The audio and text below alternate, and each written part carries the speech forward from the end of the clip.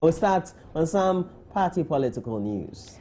The New Patriotic Party has made a sharp U-turn on its controversial Affirmative Action Directive. A decision by the party's National Executive Committee to restrict men from contesting incumbent female members of parliament sparked some protests from some party supporters across the country. But the party's National Council, at a news conference on Wednesday, said the decision has been reversed after it was rejected by members at the grassroots level. General Secretary of the party, Kwabena Japong, addressed the press after the deliberations.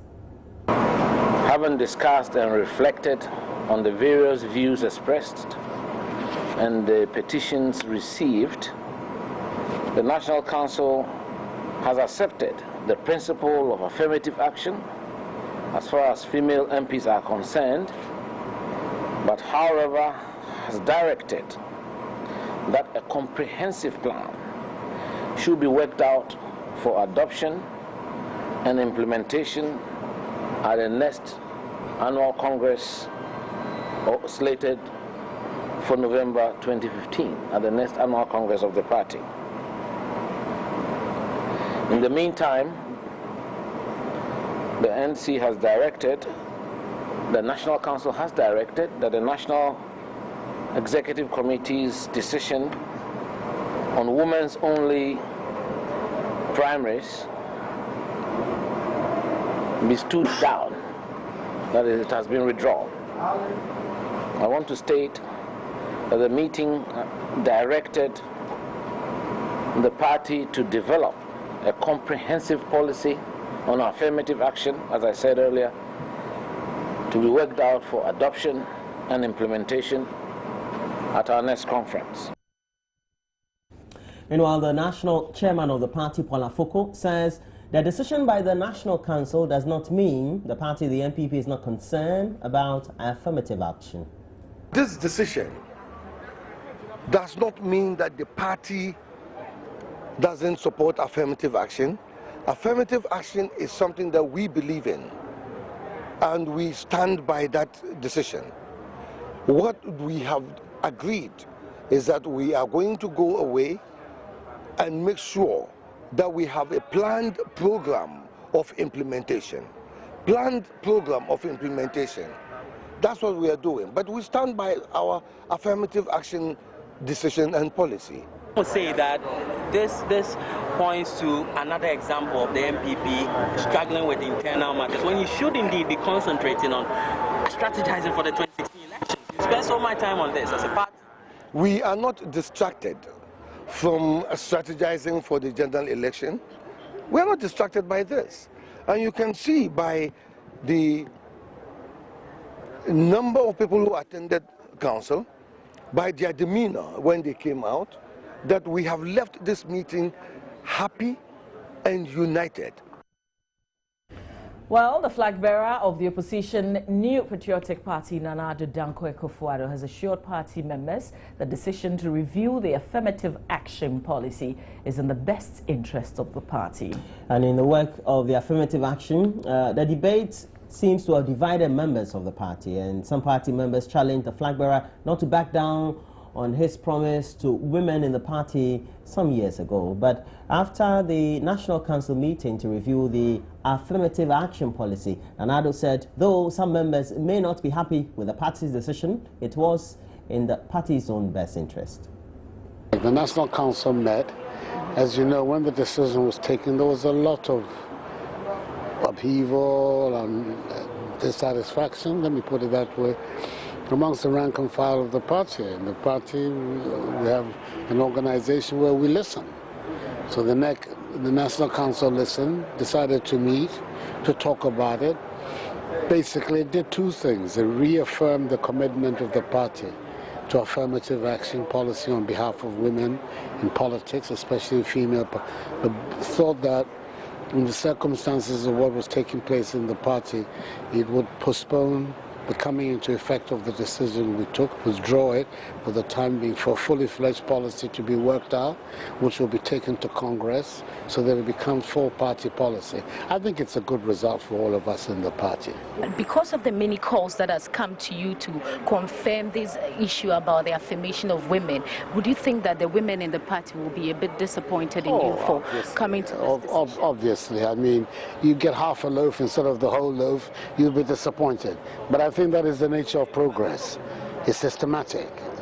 And the whole of the affirmative program for women across the world hasn't been a question of getting it in one go. It has been a system of incremental, step-by-step. And I think that the NPP has taken a very firm step towards the goal of equity and justice for women in public affairs. And still staying with the subjects, political science lecturer at the University of Ghana, Dr. Ali Seidu, has commended the NPP for heeding to advice and reversing its earlier decision on affirmative action. The problem with the NPP's affirmative action, it had two important defects. The first had to do with the timing. The second had to do with the method. The timing has to do with the fact that if you need an affirmative action, you don't implement affirmative action just some few years to election, because it is going to have repercussions. Because affirmative action empowers some people to the empowers some people to the disadvantage of other people. Specifically, the type of policy they were rolling out. If it empowers women, they say it disenfranchises men who want to contest those particular constituencies. It has nothing to do with my membership of the party or my credibility or my attributes or my anything that has to do with me. It just has to do with one thing, my gender, which the Constitution didn't. The Constitution itself do not allow people to be discriminated based on their gender. So the timing was ill conceived. The second has to do with the method. It was not a consensus-based sort of thing where majority of the masses of the party were consulted and arrived at that particular decision. I think it was taken politically by neck. So what happens is that even if a situation where the method by which the policy were arrived at is consensus-based and consultative, even the timing might not have mattered because people, all the various factions and interests within the party might have been appeased as compared to what they are doing now. So I think the decision to recall that particular policy is the best thing moving forward. One good advice for the NPP is that affirmative action policies will always face resistance because some people believe that they are bread and butter, it's a bread and butter issue, and they think that is going to be taken away from them. And in all countries that this has worked, there have been persistence, there have been persuasion, there have been collaboration, and there have been consensus building.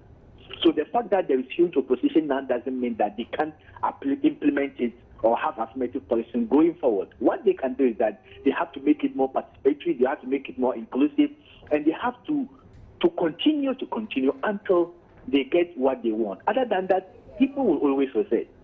But it's a good policy, and as long as they consult a lot and they bring it out at the right time, I think they are going to get the mass support for it. And you heard Dr. Ali Seidu, he's a political science lecturer at the University of Ghana. Former President John Agyekum Kufuor has also admonished the Electoral Commission of Ghana and all political parties in Ghana to learn from Nigeria's Independent National Electoral Commission after the success of the just-ended elections in that country. John Agyekum Kufuor led an ECOWAS election observer delegation to monitor the elections in Nigeria. He's also commended INEC for exhibiting professionalism in Saturday's polls. Former President Kufuor stated that the election results were credible and that the polls was free and fair. He suggested that the EC and other African countries adopt the Nigeria model of organizing national elections. I would say it's been a great success story that has happened in Nigeria. The Nigerians acquitted themselves so well that I was so impressed. Peaceful, orderly, and then the electoral system too was so transparent. So even before the count, the observer teams I would say practically all of us were able to declare, even on preliminary basis, that the process had been free, fair, and credible. The disciplines and the efficiency with which the whole system worked, I believe, indicates that in terms of democratic practice and governance, Nigeria has come of age, very mature, very disciplined, and we hope it will be so around the continent, among all the nations. Then to the electoral system or authority should be manned in a very professional and credible way. Well, former President Jerry John Rawlings has also commended Nigeria for taking the lead in rejecting corruption at the weekend's poll. In a statement posted on his blog, the former president said the Nigerian election result was a manifestation of the people's resolve to confront corruption, dishonesty, and exploitation. The statement further said the result was a clear message to the new leadership. A bold step has been taken towards a new Nigeria, the statement continued, and said the incoming leader cannot be unaware of what is expected of him. Nigerians, he said, did not vote for just anyone, but for a man whose integrity was extremely high. He expressed a hope that the president-elect, General Buhari, will put together a formidable team whose understanding of the power of the people recognizes and rejects the will of the people. He says the new president owed it to his African people as well as his own nationals to restore the pride and dignity of the black man. And I've got a question to ask all of you. What does former President Jerry John Rawlings has in common with General Buhari? Don't say it if you think you know. Please post it on our Facebook page. It's facebook.com/John News on TV. But we have to turn our attention to some other news. And President John Mahama will visit Ghana's prisons soon to get first-hand information on the conditions of prisoners. This follows heightened advocacy after Joy News documentary Locked and Forgotten highlighted the plight of remand prisoners by our colleague Seth Kwame Boateng. The revealing documentary, Locked and Forgotten, has already led to the release of over 43 remand prisoners across the country. Chairman of the Prisons Council, Reverend Steve Wengam, commended Seth Kwame Boateng for revealing the chilling state of prisons across the country.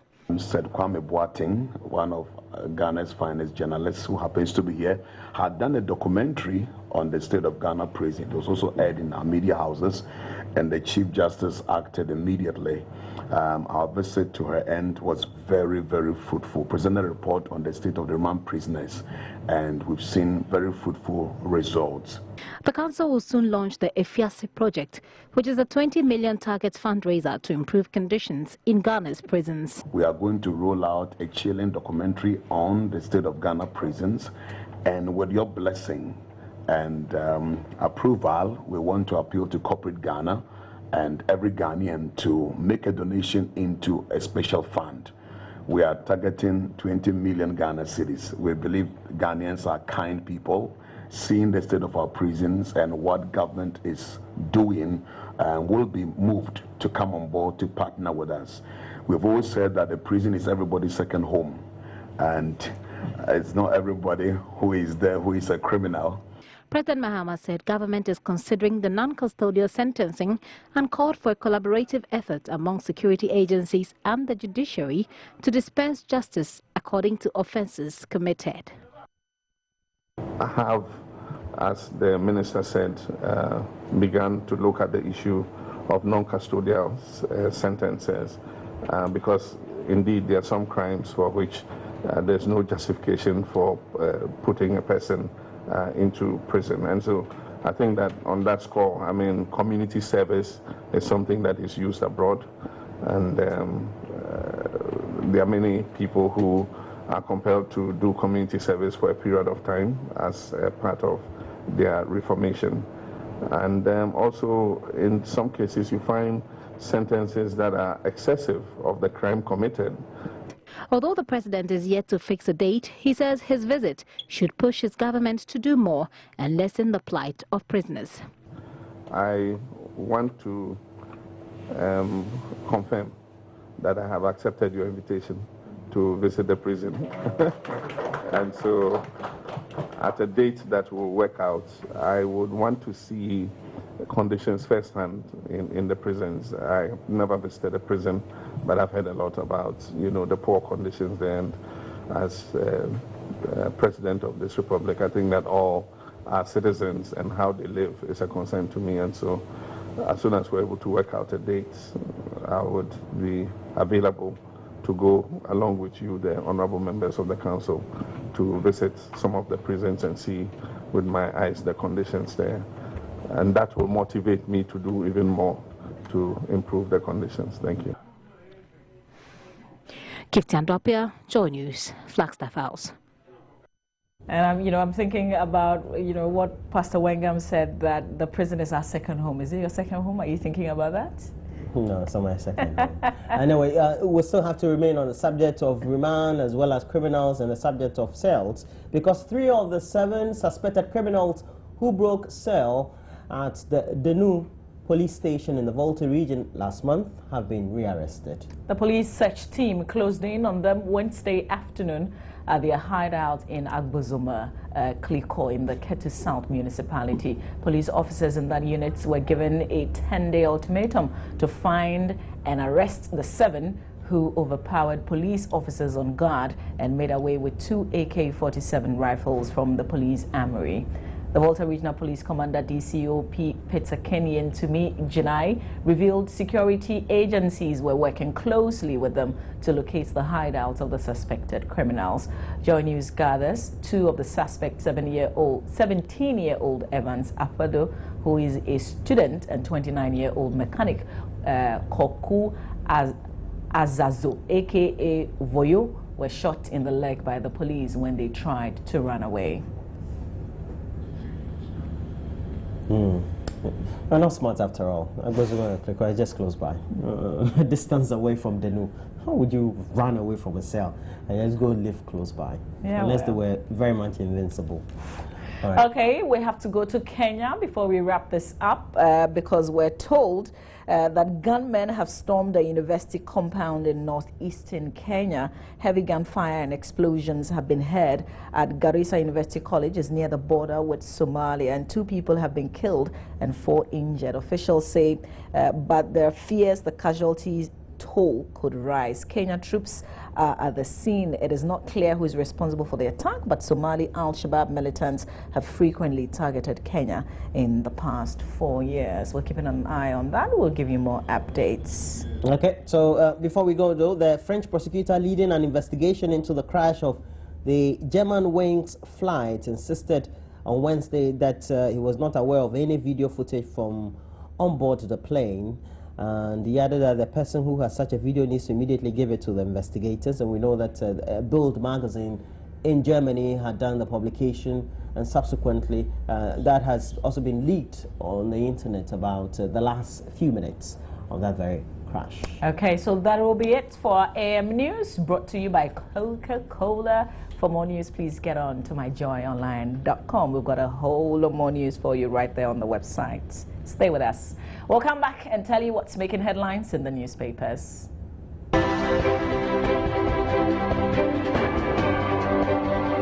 AM News was brought to you by Coca-Cola.